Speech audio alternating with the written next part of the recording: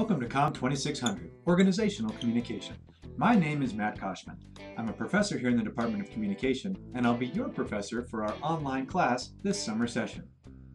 Organizational communication is one of the primary topic areas in our department, and it's my primary area of research and teaching. If you want to know a little bit more about me, just look me up online to learn more about some of the research projects I'm involved with, articles I've published, or other classes I teach, all related to organizational communication. COMM 2600 is our introductory course to organizational communication. If you're a communication major, you'll also have the opportunity to take a senior seminar in organizational communication. In this brief welcome video, I want to make a few introductory comments about the topic of organizational communication and the focus and logistics of our online summer school class. First of all, why study organizational communication? Well, let me just mention two main reasons. First, organizations are the dominant social structures in our society. Virtually everything we do, from our work and recreation to our political involvement and religious expression, happens through organized collections of people designed to coordinate our activities, whether these are businesses, governments, nonprofits, or community associations. So if you want to be a good citizen in our society, you have to understand organizations. Second, communication is the fundamental process of organizing. So much of what happens with organizations, from leadership, decision-making, and strategic planning to conflict resolution, stakeholder relationships, and change initiatives, are all about communication. So if you're going to be effective in organizations, you have to understand communication. And understanding organizational communication will be very important for your future success and your development as a member of our society. So with this in mind, there's lots of things we want to accomplish in our class, but some of the main objectives are: 1. To develop a thorough knowledge of key organizational communication perspectives, theories, and issues.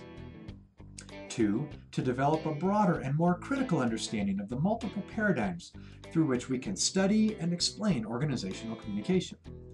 And 3. To develop an overall communication perspective of organizations and organizing. Now, during our 5 weeks this summer, we'll cover several different approaches to organizational communication, including things like scientific management, human relations and human resources, systems thinking, organizational culture, plus constitutive, critical, and feminist approaches. In addition, we'll also look at several processes of organizational communication, like socialization, decision-making, conflict management, organizational change, leadership, emotion, diversity, and technology, all of which can inform our understanding of organizing and communicating. Okay, let's discuss some practical details about our course. Our class is managed through CU's online learning platform called Desire to Learn, or D2L for short. This is where all the relevant course files, like the syllabus, are posted, where you'll do the unit quizzes, where you'll participate in the discussion boards, and where you'll submit all your assignments. Check the homepage at the beginning of each week, especially the news section. I'll post a message in the news feed that previews each week with reminders and links to all the readings, quizzes, and other materials for that week. And all the details you need about me and my contact information is right here on our D2L homepage. Next, a few things about our syllabus. I emailed you a copy before class began, and you can download the PDF version from the content browser on our D2L site. So I'm assuming you're already somewhat familiar with this document. If not, please make sure you look through everything so you know what's expected and where we're going this summer session. Of course, you can read the syllabus on your own, but let me just highlight two key sections. First, the course materials section indicates all the stuff you need to get for our class. You only need to buy one textbook for our online class. Everything else is free and posted on D2L in the content section. You'll notice I have a few supplementary readings posted for many of our topics. And I provided some information about tech support and other miscellaneous details here as well. Second, make sure you always have the weekly schedule handy. This tells you everything you need to be ready for class each week. In fact, it's probably a good idea to print out a copy of this section of the syllabus or have it accessible on your device. You can see that the schedule is organized by units and weeks, with each weekly block indicating what we'll cover that week, what materials you'll need to prepare, and what assignments are due. The weekly schedule also indicates the due dates for all of our online quizzes.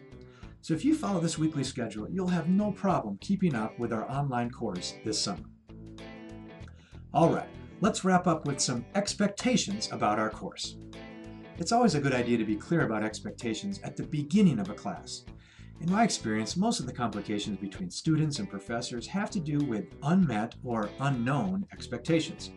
So I want to be very clear about what I'm expecting of you in this course so we can all be on the same page. I just want to cover 3 main areas of expectations that are going to be important for our class this summer. Expectations about summer school, online classes, and grading. First, summer school. I don't know how many of you have taken a summer school class before, but it's very different from a class during the normal school year. The most significant difference is that a summer school course condenses the normal 15-week semester into a 5-week time frame. This means that things move very quickly, so I expect that you keep up. For example, by the end of the second week, you'll already have submitted your first writing assignment and taken your first quiz. So I expect you to stay on top of things and keep up with the pace of our summer school class. Second, some expectations about online classes. I'm sure very few of you, if any, have taken an online class before. Online classes are great for many things, but there is very limited real-time interaction, so you have to stay connected. You need to be involved in our discussion boards and find ways to dialogue with other people in the class. You need to stay in touch with me if you have questions. And even more importantly, you need to share these questions with the rest of the class. Rather than emailing me individually, why don't you post your question on the discussion board? Other people probably have the same question, and this keeps the discussion in the class, so to speak, instead of limited to private emails. So overall, I expect you to stay connected and be very present in the online format of our class. Finally, I have some expectations around grading. The main thing you need to know is that I only grade your final product. Not your effort, not your intentions, not what you need to keep a scholarship or a certain GPA.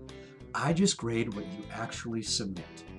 So know what's required and expected for each assignment. And keep in mind, a C grade is equal to average. So if you just meet the minimum requirements of an assignment and submit it on time, that will earn you a C.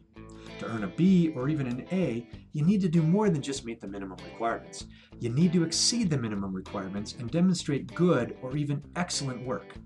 This involves providing more depth and critical thinking in your writing and making insightful connections between ideas in the course material that go beyond the bare minimum.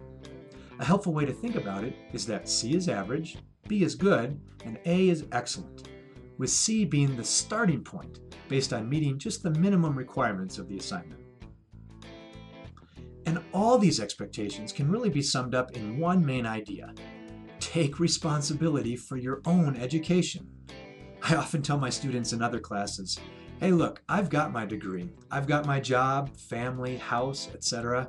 I'll be fine regardless of how well you do in this class. Your performance affects you. Your involvement in this class is about you. Now, I love my job as a professor and working with students to learn more about organizing and communicating. And I'll go out of my way to help you succeed in this class if you take responsibility. But it depends on you. I won't track you down or check up on you. I expect you're taking responsibility for your own education, and I'll respond accordingly. So that wraps up the expectations for our class. I know some of this can sound a bit parental and nagging, but I do think it's important that we're all clear about these expectations before we get started so we can have a great class together. And that concludes this course introduction video. Again, welcome to COMM 2600, Organizational Communication. I'm looking forward to a great online class with you this summer session.